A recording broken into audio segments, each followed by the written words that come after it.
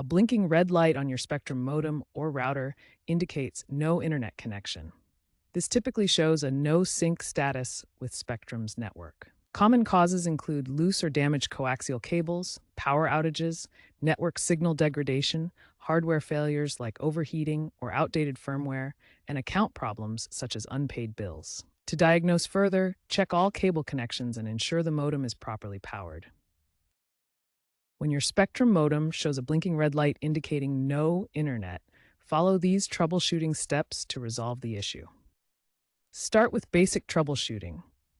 Power cycle your modem and router by unplugging them for 30 to 60 seconds, then plug them back in. Check all cable connections to ensure they are secure and properly attached. Use the Spectrum app or website to run diagnostics on your equipment. For advanced users, access the modem's admin panel at 192.168.100.1 to check error logs and signal levels. If the light stabilizes but you still have no internet, try changing your DNS settings to Google's DNS at 8.8.8.8. If none of these steps work, contact Spectrum support for a technician visit, also known as a truck roll.